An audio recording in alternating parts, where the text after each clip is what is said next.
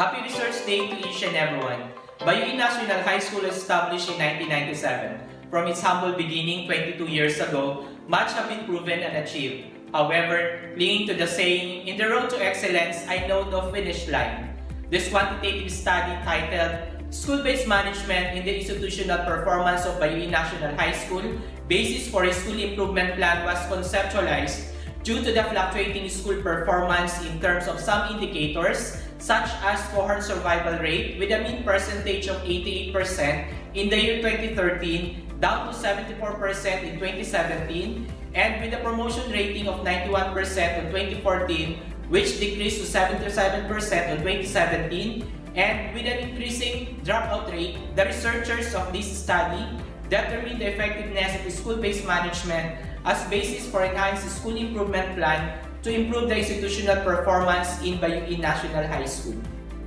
Specifically, this study sought answers to the following questions. First, what is the level of effectiveness of school-based management in terms of leadership and governance, curriculum instructions, accountability and continuous improvement, and management of resources? Second, what is the level of institutional performance in terms of access, quality, and governance? Third, is there a significant relationship between the effectiveness of school-based management and the level of institutional performance of Bayuin National High School? And lastly, how the school improvement plan be developed based on the findings of this study? This section presents the research design, sampling, data collection, and data analysis. In this study, descriptive correlational research design was used. This utilized the non-scientific sampling, specifically the purposive sampling under which total enumeration was applied. A self-made survey questionnaire was employed, composed of two parts. The first part was about the effectiveness of school-based management. The second part was about the level of institutional performance, each with 8 items answered by the teacher respondents. The results were tallied and tabulated in the computer, and finally, the data were analyzed and interpreted using statistical analysis. Both descriptive and inferential statistics, specifically the weighted mean and the person's hour, were utilized. At this point, let me disclose the results, conclusion, and recommendations of the study.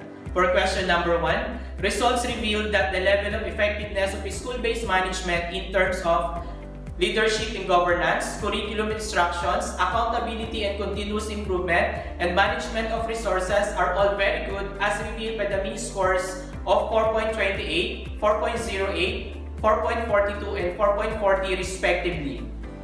Therefore conclude that the implementation of school-based management is effective in providing the educational needs of the students, to improve and advance the services of the school, and in utilizing the available resources, both financial and human resources.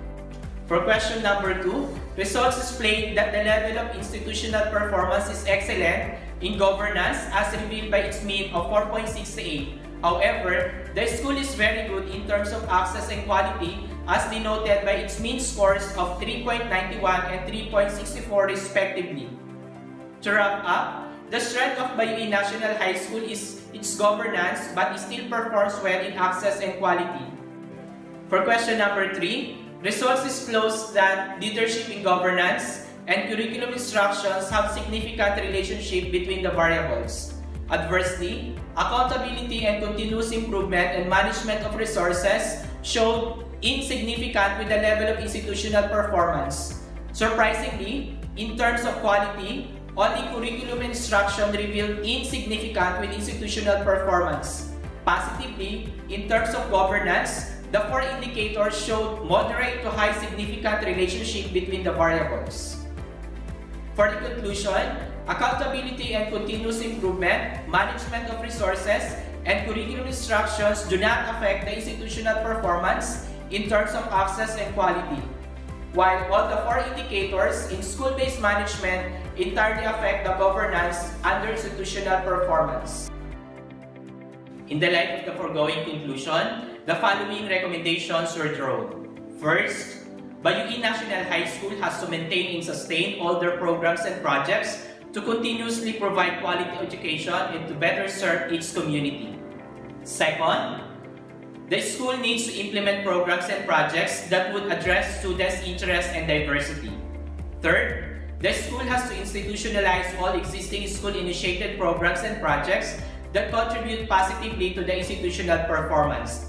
And lastly, the school has to craft and implement other new programs and projects focused on curriculum instructions to improve quality performance.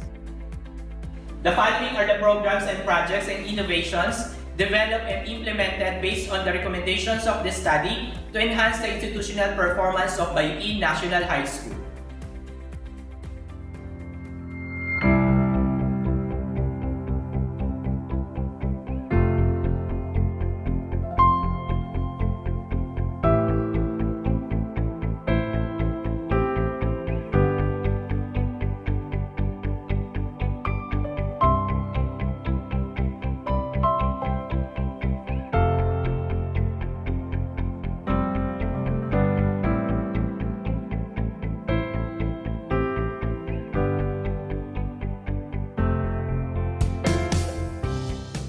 I am Mr. Edmon Sunga, Senior High School Teacher 3 at Bayvin National High School, Schools Division of Oriental Mindoro, Mimaropa Region, Philippines.